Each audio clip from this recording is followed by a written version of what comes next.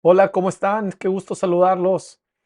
Me da mucho gusto poder continuar con nuestro estudio de Antiguo Testamento y sus enseñanzas. Hoy estaremos viendo el libro de Números y Deuteronomio. Vamos a comenzar con este libro de Números.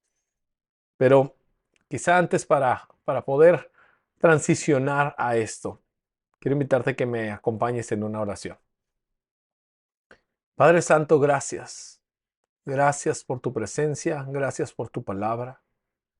Gracias porque podemos conocerte cada día más. Espíritu Santo, te pido que abras nuestros corazones para que podamos comprender tus maravillas. Abre nuestros ojos, abre nuestros oídos, despierta nuestros sentidos para poder escuchar tu voz y responder a ella. Gracias por el regalo de tu palabra. Gracias, Señor, por lo que tú estás haciendo entre nosotros, en nosotros. Y también, Señor, en el mundo y en la iglesia. Gracias. Abrimos nuestros corazones y nos preparamos para este tiempo. En el nombre de Jesús. Amén. Amén. Pues vamos a comenzar. Abre tu Biblia en el libro de Números. Quiero comenzar dando un panorama general del libro de Números y luego nos podemos meter algunas enseñanzas claves de este libro. Cuando hablamos de números es el cuarto libro del Pentateuco y recibe este nombre en español debido a los dos censos que lo caracterizan. Sin embargo, su nombre en el hebreo original es Bemidbar, que significa en el desierto. Y cuando escuchamos estos nombres ayudan porque sí suceden dos censos muy importantes, pero realmente el libro trata acerca de todo el tiempo que estuvieron en el desierto. Así que de ahí viene ese nombre, Bemidbar. Ahora, en la clase anterior veíamos Levíticos. Y Levíticos podríamos decir que es el modelo ideal. Levíticos es esta manera en la que Dios le comunica a su pueblo cómo pueden recibir y hospedar su presencia. El deber ser es el modelo ideal. Así que si pudiéramos hacer un contraste, Levíticos nos deja ver el cómo debería y Números nos muestra el cómo sucede en realidad en un mundo, en una condición caída, deficiente. Podemos ver que aunque tienen todo, la presencia de Dios, el tabernáculo, las instrucciones, lo acaban de vivir, los milagros de la salida de Egipto. El pueblo de Israel, representando también a toda la humanidad, va a mostrar su dureza, va a mostrar su incredulidad, va a mostrar cómo va a decidir seguir al miedo por encima de la fe.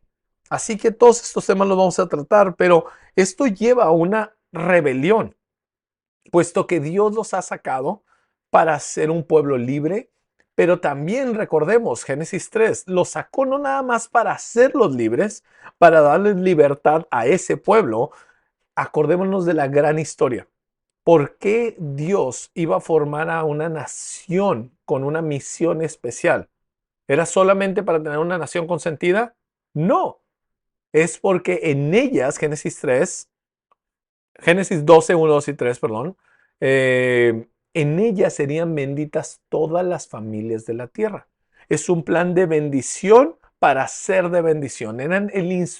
Son el instrumento que Dios ha elegido para llenar toda la tierra de su gloria. Por lo tanto, vemos que aquí este pueblo, el pueblo de Israel, al actuar en rebelión, Dios ejerce juicio y van a pasar 40 años deambulando. Estoy seguro que he escuchado algún mensaje, alguna predicación respecto a esto, de la dureza del corazón, cómo nos lleva a perder tiempo, y es cierto. Pero también algo muy importante a rescatar de estas historias para poder representar correctamente y no solamente un lado de la moneda, es que a pesar de la dureza, perdón, a pesar de la dureza del corazón del pueblo de Israel, la fidelidad de Dios está siendo resaltada, porque Dios no los desecha por completo, sino que en su fidelidad los preserva, los atiende, aún en su rebelión, aún esos 40 años, 40 años, Dios va con ellos y guarda un remanente con el cual continuaría su obra. Acordemos a lo que he dicho en otras ocasiones, Dios no tiene plan B. No lo tiene. Dios tiene un plan y ese se va a cumplir. Eso no significa que creemos en un determinismo teológico, en donde Dios tiene todo y nosotros somos meras marionetas. No, esta es la maravilla de la soberanía y la bondad de Dios, que ha decidido en su soberanía darle libertad al ser humano. Esto nos vuela la cabeza y ocuparíamos un curso completo solo para hablar de esto. Pero en medio de esta soberanía y voluntad y libertad, Dios va a seguir operando y llevando a su pueblo para cumplir sus propósitos. Así que otro dato de esto que lo habíamos comentado al principio, como todo el Pentateuco, tanto en la tradición judía como en la tradición cristiana, se considera como el autor a Moisés. Así que Moisés está escribiendo este libro, al igual que Deuteronomio, todo el Pentateuco. Y por medio del Espíritu Santo es preservado. Esto es impactante. Yo sé que ya lo abordé en las primeras sesiones, pero vale la pena recordarlo. El grado de detalle que el Espíritu Santo le da a Moisés para escribir las narrativas de Génesis, piensa en eso por un momento. En la salida, los detalles que tiene de, de los patriarcas de Abraham, de Isaac, de Jacob, los detalles que tienen de la vida de José es impresionante. Y como dice el Nuevo Testamento, para nuestro beneficio fueron escritas. Así que todo esto vale la pena seguirlo meditando. Ahora, Números cuenta cómo el pueblo de Dios viajó del monte Sinaí. ¿Se acuerdan? Esta montaña que vimos donde Dios se aparece, donde le da las tablas a Moisés, este lugar en donde fueron llamados todo el pueblo, hasta la entrada, la frontera de la tierra prometida. Un viaje muy, muy especial, desde el monte Sinaí hasta la entrada de Canaán y todo lo que pasan en ese camino. Ahora, como lo decía hace un momento, perdón, estoy saliendo una gripa y ahorita es de lo mejor que me he sentido, así que aproveché para grabarlo con ustedes. Vemos la dureza de Israel. Una y otra vez se endurecen. Llega un momento donde aún se quejan del maná y dicen, nuestros corazones están hartos de este pan ligero, así le llaman. Que en otro momento decían, maná, ¿qué es esto? Y estaban asombrados, como Dios, imagínate. Hoy lo tenemos con un Uber Eats, un DoorDash o algo así, llega la comida y decimos, wow, ya llegó. Bueno, imagínate en ese entonces, llegaba su Uber Eats todos los días llegaba su maná. Esto es impresionante. Pero llega un momento donde la dureza, aún de un milagro, dice, nuestros corazones están cansados de este pan ligero. Así lo traduce Reina Valera. Pero ¿por qué? Una pregunta muy importante. ¿Por qué Dios no se da por vencido? ¿Por qué Dios no se rinde? Sí, hace juicio y los manda 40 años a deambular, pero ¿por qué Dios no se rinde? Otra vez lo decía hace unos minutos. Hay un propósito. Génesis 12, este llamado, haré de ti una gran nación, te bendeciré y en ti serán benditas todas las familias de la tierra. Esto es muy importante que no lo olvidemos, porque este aspecto de la fidelidad de Dios es lo que nos permite hoy en día poder decir, ¿por qué puedes confiar en tu Dios? Porque mi Dios es un Dios fiel. Si esta historia fuera diferente, si la teología de reemplazo que dice que Dios desechó por completo a Israel y pasó todas las promesas a la iglesia como si fuera un divorcio y un nuevo matrimonio, si eso fuera el caso, realmente es que nuestra fe estaría en un lugar súper insegura, porque ¿qué nos hace creer o qué nos hace pensar que vamos a ser mejores para que no nos divorcien a nosotros y se vayan con otro? Pero si vemos que a pesar de la infidelidad, Dios permanece fiel a sus promesas, a sus pactos. Lo vamos a ver con detalle aquí en Números y aún más en Deuteronomio. Dios permanece fiel. No indiferente. Van a pasar 40 años, muchos van a morir, hay muchísimas consecuencias, dolor, enfermedad, muerte, división, hay muchísimas consecuencias del pecado, pero Dios permanece fiel y esto es asombroso. Esto es asombroso. Vamos a entrar, siguiendo con esta temática de la gran historia. Quiero que me acompañen a Números capítulo 6. Números capítulo 6, déjenme lo encuentro porque no lo marqué aquí. Aquí está. Números capítulo 6, versículo 22. Quizá conoces este pasaje no por sus versículos, pero quizás has escuchado la canción. Cari Jovi se encargó de hacer estos pasajes muy famosos, yo lo cantamos, y dice que el Señor te bendiga y te guarde. Que el Señor haga resplandecer su rostro sobre ti y tenga de ti misericordia. Que el Señor te bendiga y te guarde y te dé de su paz. Esta oración es, vale la pena que la escribas, que la enmarques por algún lugar. Vale la pena, son de estas palabras que vienen a sellar, que hablan directo a nuestro espíritu. Porque mira, veamos la historia de esta bendición. No nada más es una oración litúrgica que tenían que conservar, realmente tiene un propósito muy especial.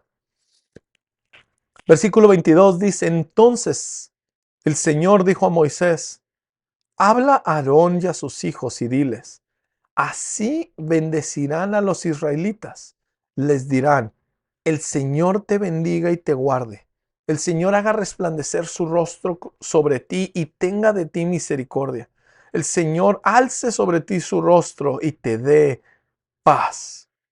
Y versículo 27, escucha esto. Dice, así invocarán mi nombre sobre los israelitas y yo los bendeciré. Otras traducciones dice, y yo pondré mi nombre sobre ellos. Piénsalo.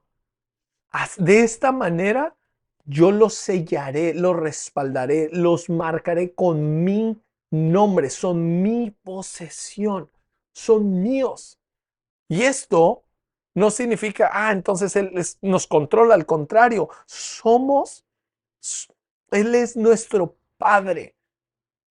Nuestra patria, en sentido espiritual, le pertenece a Él. Acuérdense que antes, aún hasta el tiempo de Jesús y un poco más adelante, la gente veía una conexión directa entre su nacionalidad y los dioses de esa nación. Por eso, patria viene de padre y tiene que ver con quién eran las autoridades que gobernaban. En Egipto lo vimos, había unos dioses que gobernaban, que tenían sus nombres inscritos sobre los egipcios. Y Dios de una manera asombrosa los libera y le dice, yo pondré mi nombre, el único y verdadero Dios.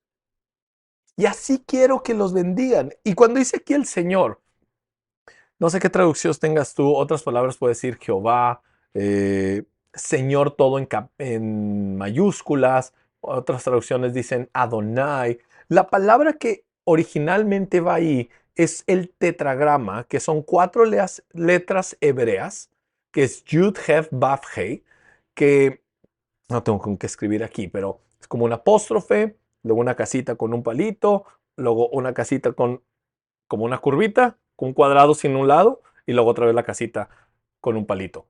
Ese es el nombre de Dios, que históricamente los judíos no pronuncian. Por eso vas a ver que todo el Antiguo Testamento, el nombre de Yud-Heh-Vav-Heh no se pronuncia, sino que se le refiere siempre por respeto, por honor, siempre se le usa como el Señor o Adonai. Adonai viene de la palabra Adón, que significa Señor, amo. Y Adonai, todo en mayúsculas, es la manera en que se hace esta distinción. De hecho, esto es muy importante porque si tú vas al libro de Mateo, te vas a dar cuenta que la palabra Dios no se usa. ¿Por qué? Porque Mateo, y me estoy saliendo de nuestras notas un poquito, pero esto es muy importante. Mateo sabe que está escribiendo ese evangelio a sus colegas, a sus familia, a los judíos. Por lo tanto, respeta esta sensibilidad y en vez de decir el reino de Dios, dice el reino de los cielos. Y va a usar todas las palabras que en la tradición judía se usaban para referirse. De hecho, actualmente, en tiempo moderno, la manera en que se refieren es como Hashem, que significa el nombre.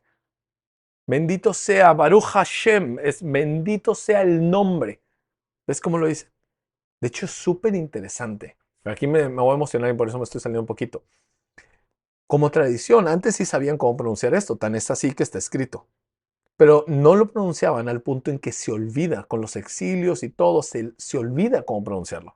Muchos han dicho que se pronuncia Jehová, Yahvé. Sin embargo, son aproximaciones. No sabemos cómo se pronuncia. Y es súper interesante que el nombre de Dios se olvida por un tiempo de silencio y luego viene nuestro Señor Jesús a decir, no hay otro nombre dado a los hombres que el nombre de Jesús. Viene y dice, ¿quieres ver al Padre? Veme a mí. Y viene y le trae un nombre. Y ya no tenemos que decir, bendito sea el nombre. Ahora podemos decir, bendito sea Jesús nuestro Señor, el Mesías. Wow, pero me estoy saliendo. Regresemos a la oración arónica. Vas a ver que aquí dice, Adonai te bendiga, Yahvé te bendiga, Jehová te bendiga y te guarde. Que haga resplandecer su rostro sobre ti y tenga de ti misericordia.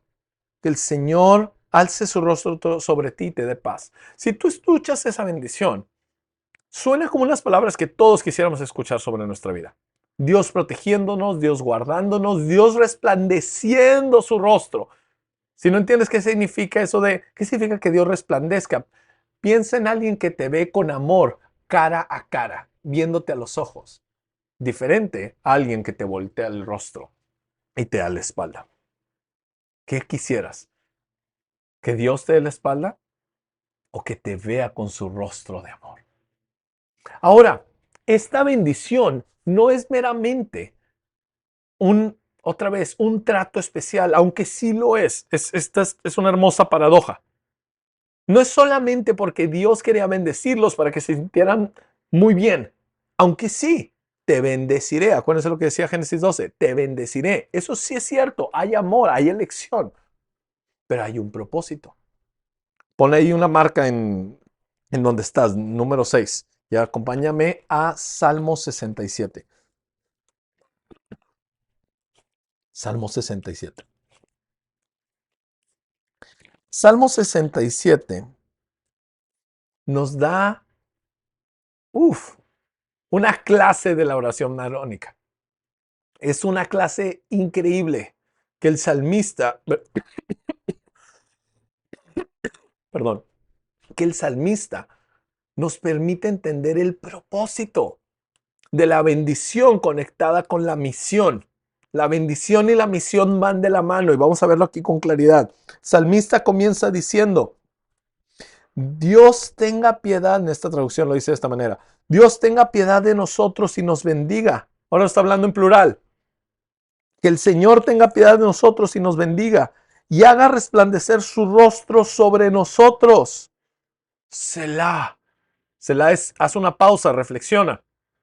¿Qué está haciendo el salmista aquí? Comienza orando la oración arónica sobre la nación de Israel. Como rey, David tiene esta facultad de poder orar esta oración intercediendo por el pueblo de Israel. Dice que el Señor nos bendiga y nos guarde, que el Señor esté con nosotros y ponga su nombre sobre nosotros. ¿Por qué? ¿Qué es el deseo que mueve a David a interceder por Israel de esta manera? Sigamos leyendo. Versículo 2. Aquí está la clave. Para que sea conocido en la tierra tu camino, entre todas las naciones tu salvación.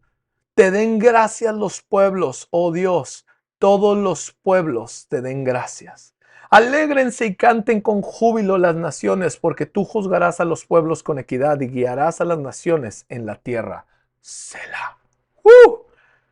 Aquí tenemos algo increíble. La bendición de Dios, que es un privilegio, sí, sí lo es. Llevar el nombre de Dios, es increíble. Por eso me encanta cómo los sacerdotes en su vestimenta tienen un montón de marcas, las piedras, el efod, pero tienen aquí en la cabeza, todos los sacerdotes llevaban una inscripción que decía santo para Dios, separado para Dios. ¿Te imaginas llevar esa placa todos los días? ¿Te imaginas que tuviéramos una tiara que dijera santo para Dios y que anduvieras con ella todos los días? ¿Te haría vivir diferente? No estoy proponiendo una doctrina de tiaras en la actualidad. Lo único que estoy diciendo es imagínatela. Me gusta imaginar cosas. Si tuviéramos una inscripción constantemente aquí que diga santo para Dios. Pero aquí es donde vemos bendición. ¿Quieres bendición? ¿Quiero bendición? Amén. Sí, sí, sí. Pero la bendición está conectada con la misión y son inseparables. La elección.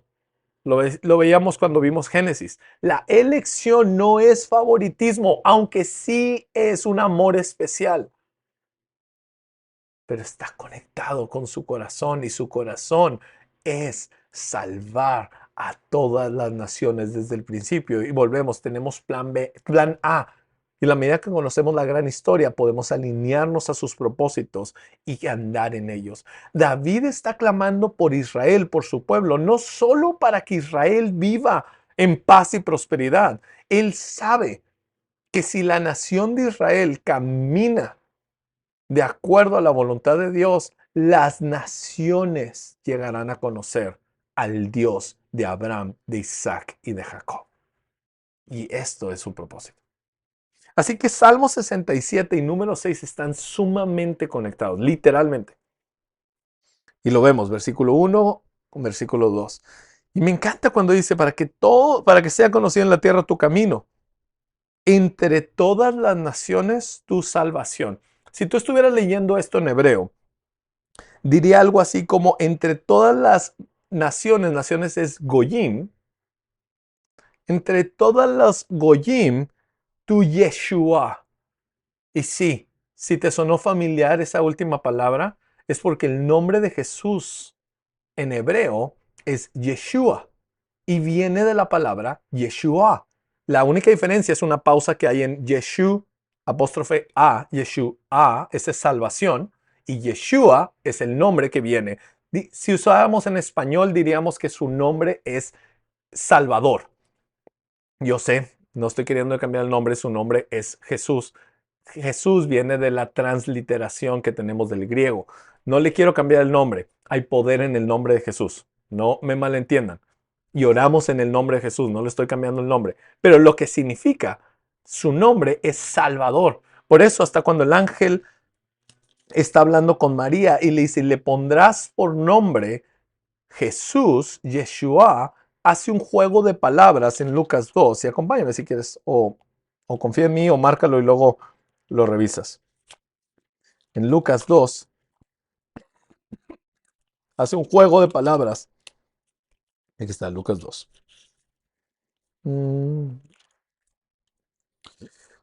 Dice, ¿dónde está? Ay, le pondrás por nombre, o es en Mateo. Creo que va a ser la de Mateo.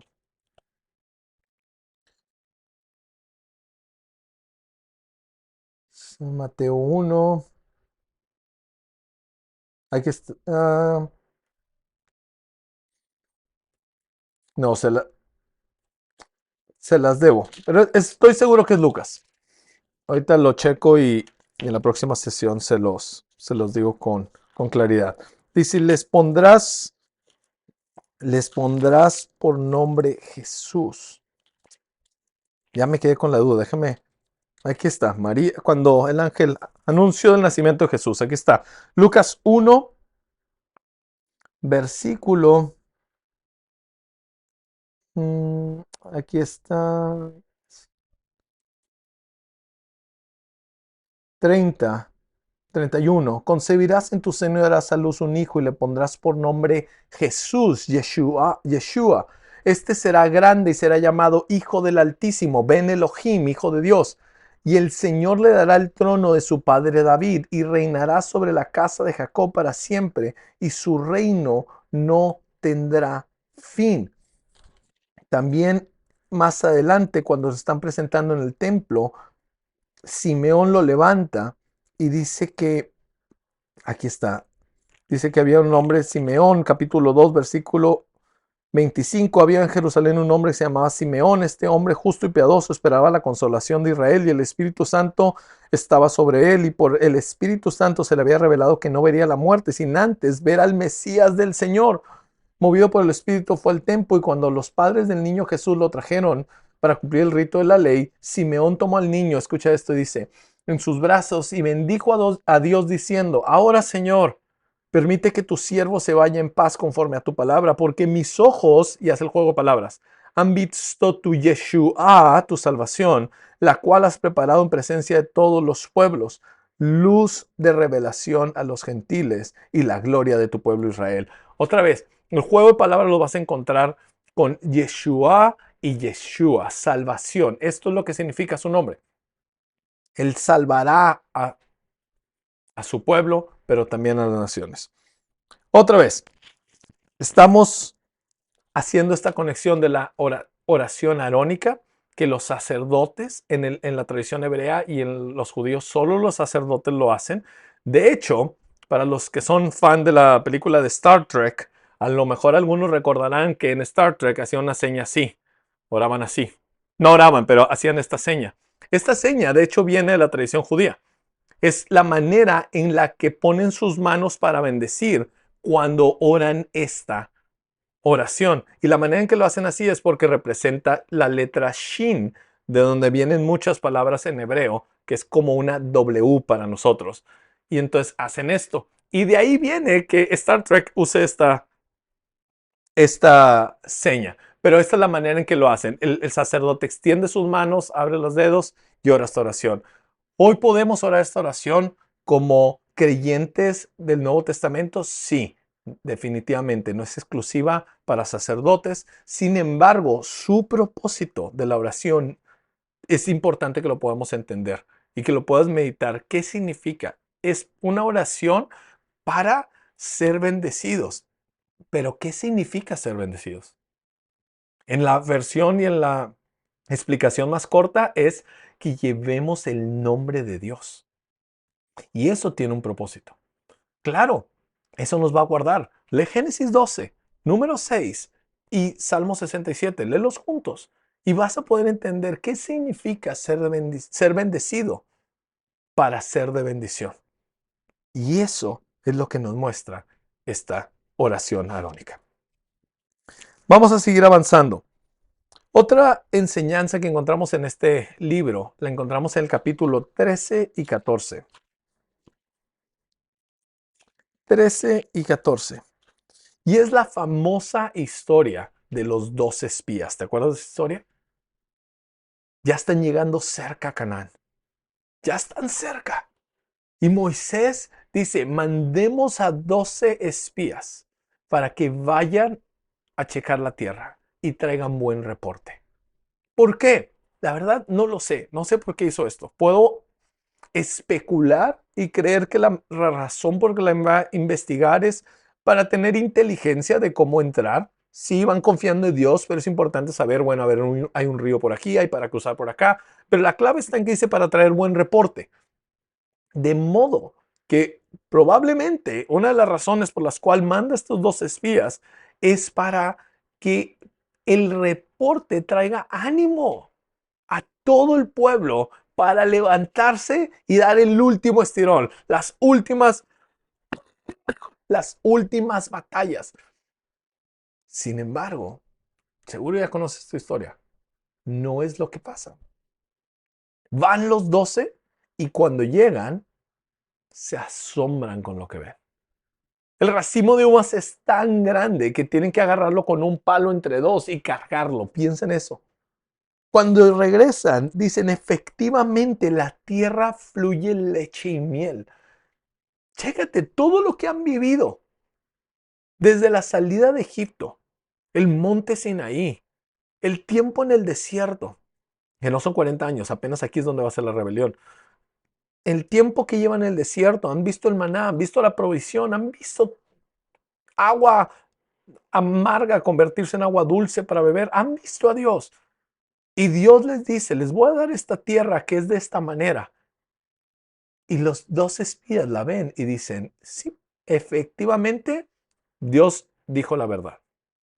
Pero, pero, y aquí hay una frase que me gusta mucho que dice, el pero anula todo lo anterior a la frase. Pero hay unos gigantes. Y ese detalle no nos lo dijo Dios. Escucha cómo se oye la voz de la serpiente diciendo las mismas palabras que dijo en el huerto del Edén. ¿Acaso Dios les dijo que no comieran nada? No, no es cierto, no morirán. ¿Qué estaba haciendo la serpiente en el huerto de Edén cuando estaba diciendo estas palabras a Adán y Eva? En otras palabras, le está diciendo, Dios les mintió, no les dijo toda la verdad. Dios no les ha dicho toda la verdad. Les está mintiendo, no es digno de confianza. Levántate, tú puedes, no lo necesitas. Haz tus propios juicios, llegas a tus propias conclusiones. Come del fruto del bien y el mal. Tú decide qué es lo bueno y qué es lo malo. Eso es lo que te va a sacar adelante. Es la misma voz que viene a decirles, Dios no es digno de confianza, porque no les dijo de estos gigantes. Y por lo tanto, estos gigantes nos van a vencer. Aquí hay una conexión súper interesante porque ellos han visto la mano de Dios destruir a la nación más poderosa de su tiempo, Egipto. Piénsalo. Sin embargo, el temor a la muerte, el temor a la muerte nos hace hacer cosas. ¿Cuál es la palabra?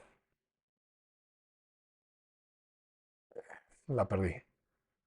Temor a la muerte nos hace hacer cosas que no tienen sentido. Al día de hoy.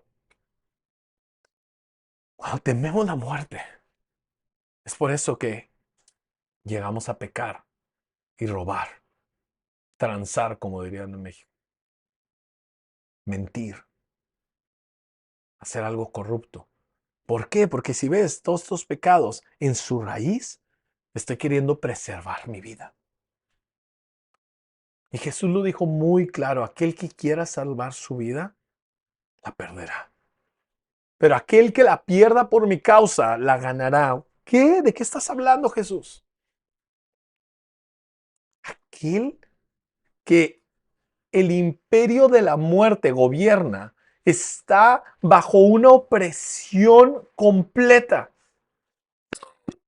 Aquel que el imperio de la muerte, escucha esto, ¿te recuerda algún versículo en particular?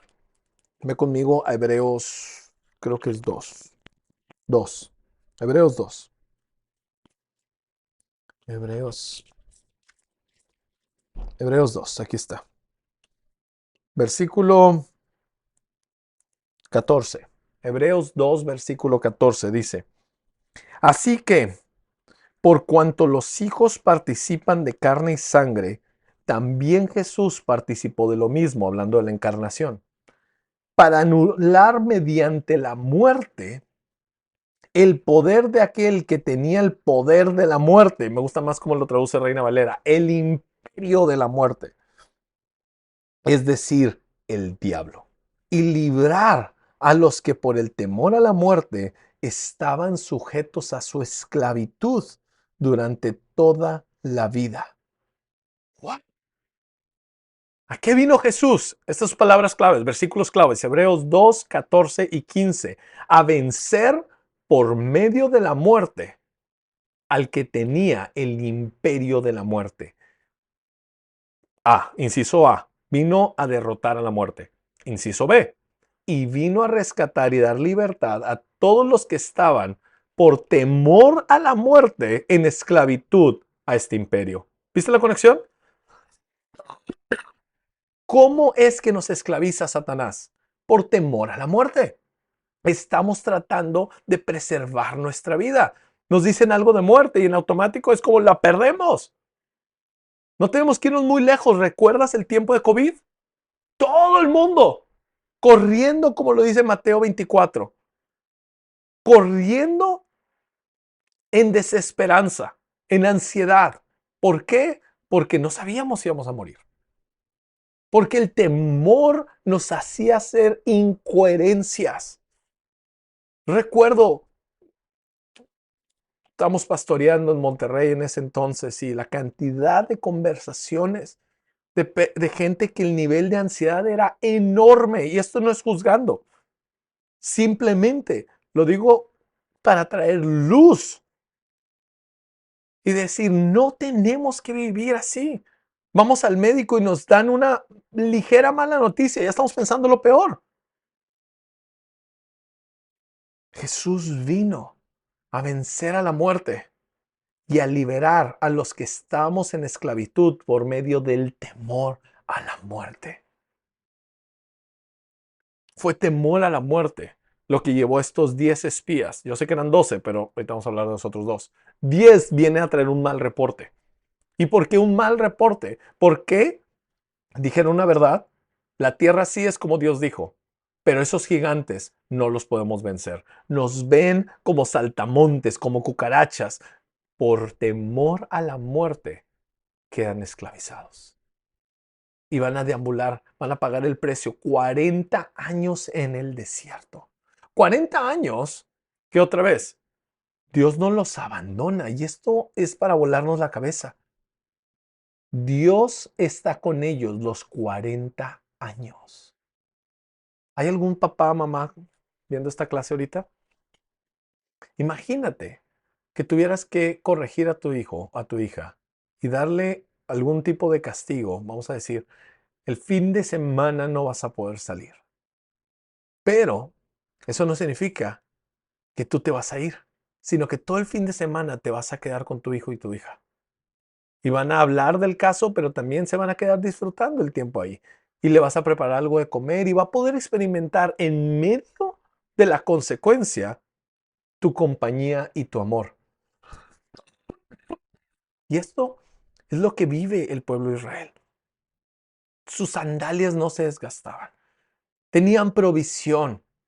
Vieron la mano de Dios. Estaban en el desierto. Aún los animales salvajes, algo que normalmente no consideramos, pero estaban a expensas de los animales. La Biblia le dice las bestias silvestres.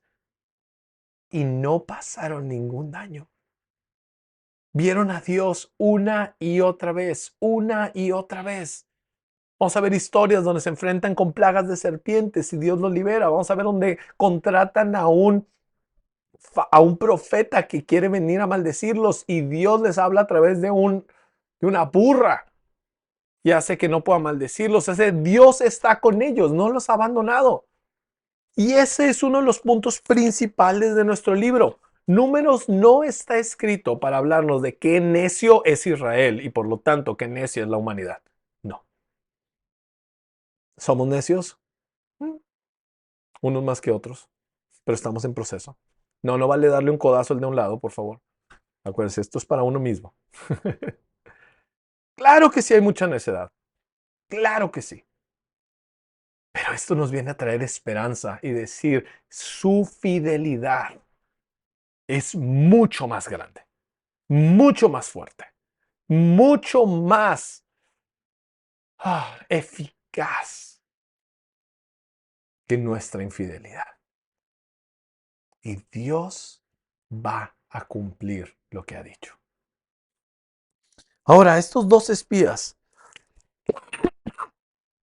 regresan, desaniman a todos. Dice, y a nosotros nos pareció que éramos como langostas, y así parecíamos a sus ojos.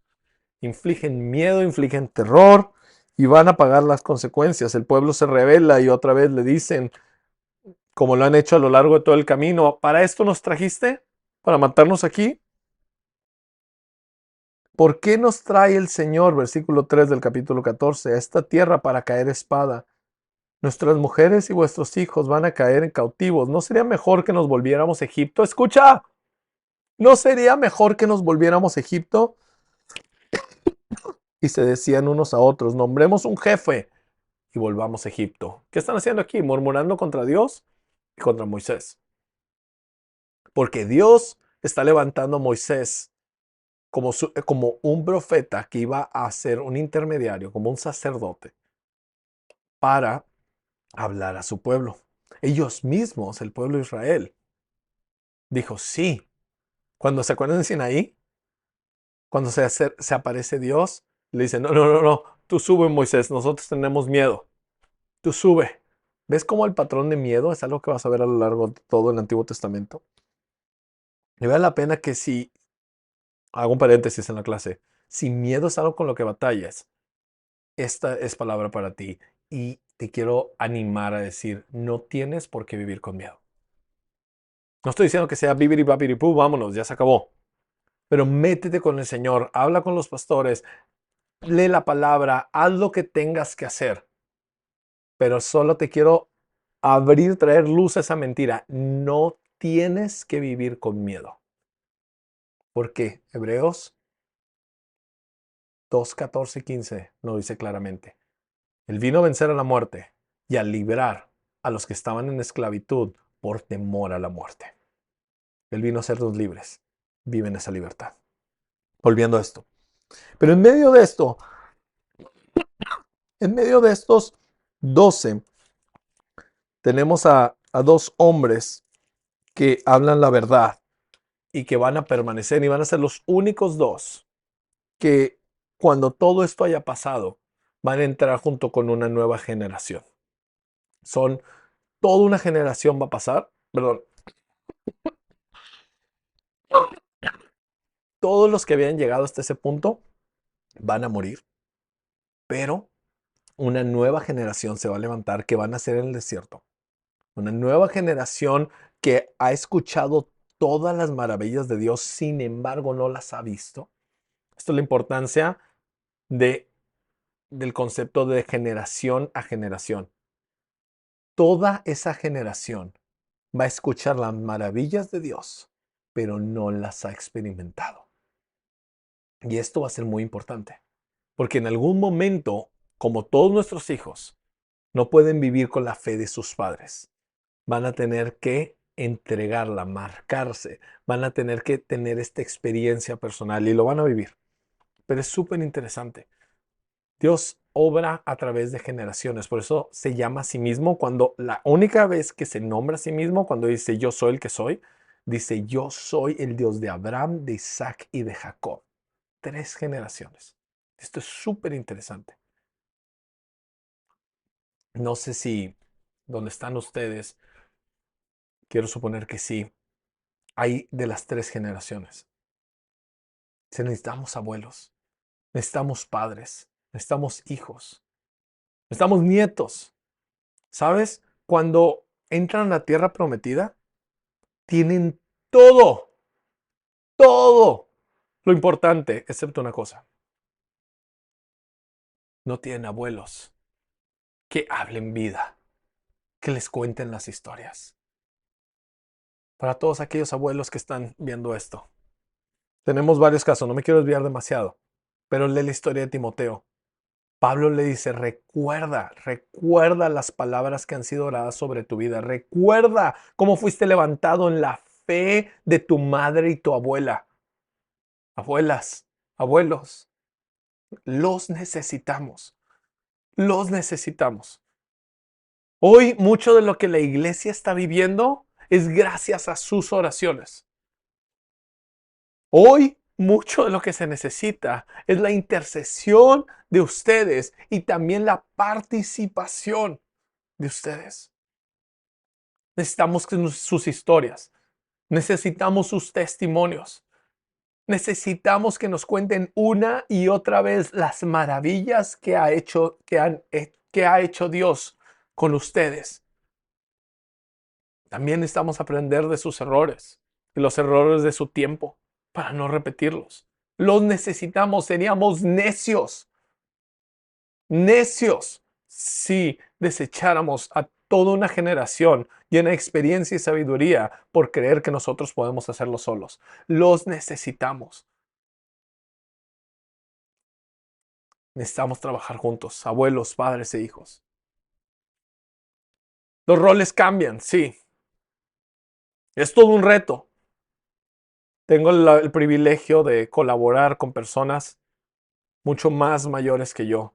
Y puedo ver y he hablado con ellos. Es un reto transicionar de ser el que gobierna a ahora ser el consejero. Uf, lo he visto una y otra vez. También he visto la dureza y la dificultad de mi generación al querer pasar a tomar gobierno y desechar el consejo. Ese orgullo tiene consecuencias. Necesitamos unos a otros. Y necesitamos estar pensando en la generación que nos está siguiendo. Así que podemos ver en esta gran historia cómo esta temática del temor a la muerte, cómo esta temática de las generaciones. Es de aquí que va a levantarse Josué y Caleb. Josué particularmente va a estar dirigiendo y tomando la posición de Moisés. Hay tanto que podemos seguir hablando de esto. Continuemos. Números capítulo 21. Números capítulo 21. Con este vamos a terminar.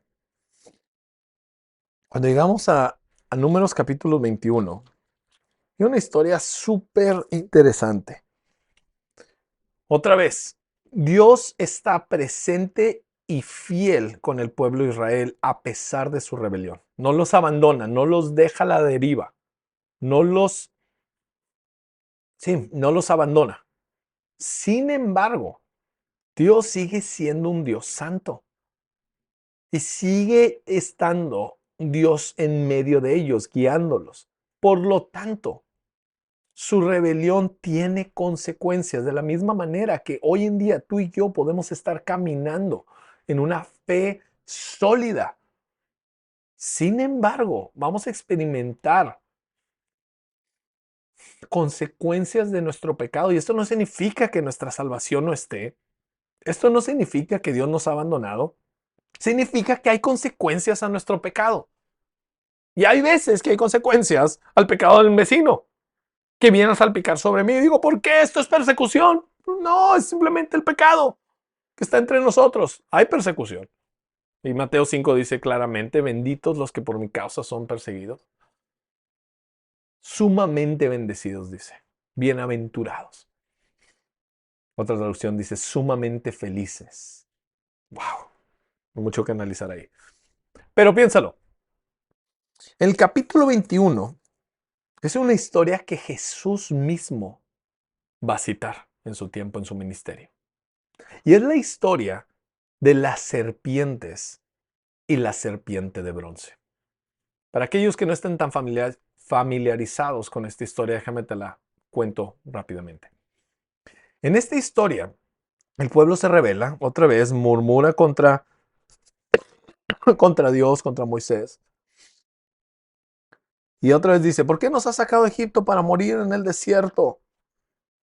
Pues no hay comida ni agua y detestamos este alimento tan miserable. Reina Valera, justo este versículo que citaba al principio que dice, y nuestros corazones están cansados de este pan ligero, hablando del maná.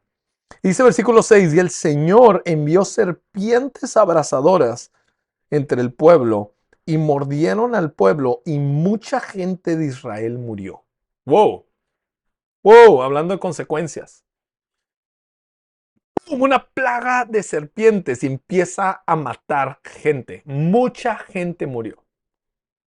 A tal punto que ellos pueden hacer la conexión rápido. Y el pueblo mismo corre con Moisés y dice, pecamos, perdónanos, nos arrepentimos, hemos murmurado, hemos hecho lo que es incorrecto, por favor intercede a Dios para que se lleve estas serpientes.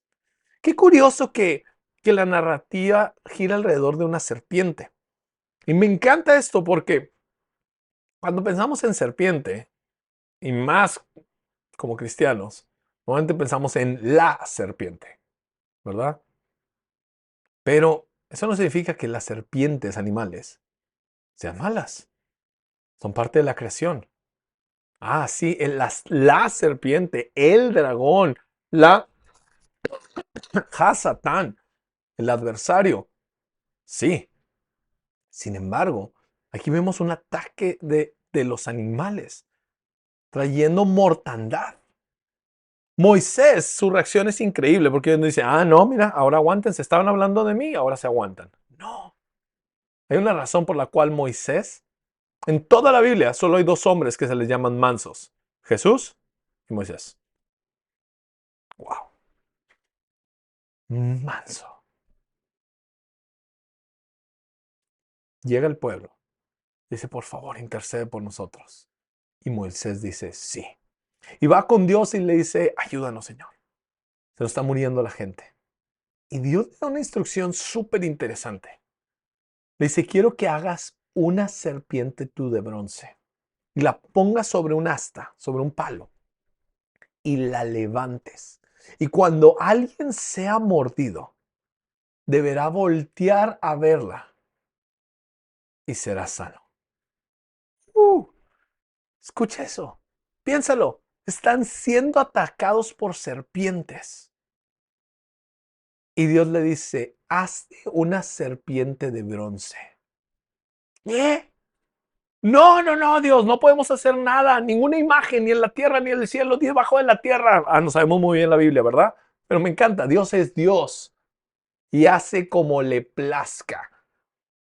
Y dice, hagan unas, Moisés, haz una serpiente y ponla sobre una asta, sobre un madero y levántala. Y la gente tendrá que voltearla a ver. Pero no nada más verde con sus ojos, no nada más voltear y, ah, sí, ahí está. No, tendrán que ver. Vamos a ver cómo lo dice aquí. Dice, Moisés hizo una serpiente de bronce y la puso sobre el asta. Y sucedía que cuando una serpiente mordía a alguien y éste miraba a la serpiente de bronce, vivía. Miraba, pero en inglés sería behold. Y no nada más es de mirar, observar o fijar con atención. Eso es lo que significa. Poner tus ojos en toda tu mirada incluye tu confianza. Y Jesús cita esta historia hablando de él mismo. Está hablando con Nicodemo. Y no sé si has visto la serie de Chosen, pero esta es una de mis escenas favoritas de toda la serie. La conversación con Nicodemo. Y está hablando, y Nicodemo siendo un líder del Sanedrín, un líder de los judíos, no entiende estas cosas. Hay ciertas cosas que no entiende el Espíritu Santo en nacer de nuevo. Y cuando Dios le está diciendo estas cosas, cuando Jesús está hablando y explicándole que tiene que volver a nacer de nuevo, y Nicodemo le dice, pero ¿cómo voy a entrar al vientre de mi madre? Y le dice, tú siendo maestro no entiendes estas cosas. Pero más adelante le dice, como Moisés levantó la serpiente, así el Hijo del Hombre, refiriéndose a él mismo, es el título que más usó él, el Hijo del Hombre, está citando a Daniel, así el Hijo de Hombre tendrá que ser levantado, para que todo aquel que en él crea no se pierda, mas tenga vida eterna. De ahí viene, este es el contexto de Juan 3:16. Escucha eso.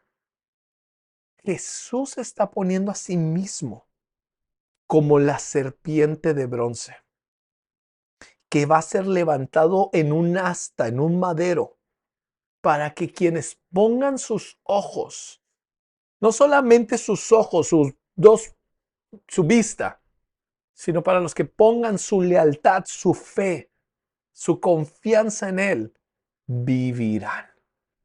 Acuérdense, el temor a la muerte. Tenemos un Salvador.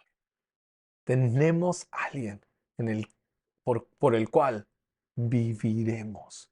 Viviremos. Escucha esto. Esto es una increíble historia. De hecho, me encanta porque hay cosas que encuentras en el mundo que tienen un fundamento bíblico y son sumamente evangelísticas, aunque muchas personas ni siquiera lo saben. Te invito a que la próxima vez que vayas a un hospital o una clínica, veas cuál es el logotipo más utilizado en las instituciones médicas. Es una vara con una serpiente enrollada. Es la de este lugar. Piénsalo.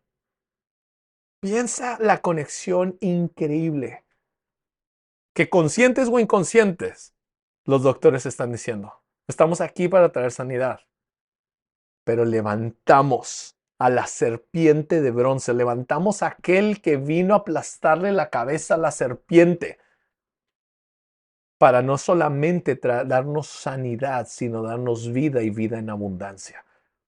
No es una u otra. No estoy diciendo que no usemos medicina, no estoy diciendo que estamos en contra de la sanidad del cuerpo, al contrario. Tener vida nos lleva a una sanidad. Están conectadas. Pero el temor a la muerte queda completamente destruido. Y esto lo cambia todo. Llevamos ya 56 minutos. Así que simplemente quiero invitarte a que podamos entrar en estos libros. A veces pueden parecer libros difíciles de comprender, con historias. ¿Y yo qué hago con estas serpientes? Estos son ejemplos. Lo que hicimos hoy con la oración arónica, lo que hicimos con los dos espías, lo que hicimos con las serpientes. Son ejemplos para que tú puedas ver el resto de los capítulos. Y puedas, junto con el resto de las escrituras, poder ir haciendo estas conexiones. Y nuevamente, como empezamos hoy, ora que el Señor abra tu corazón, abra tus sentidos para poder comprender sus maravillas. Ha sido un placer estar con ustedes para el libro de Números. Nos vemos en la siguiente clase para continuar con el libro de Deuteronomio. Hasta pronto.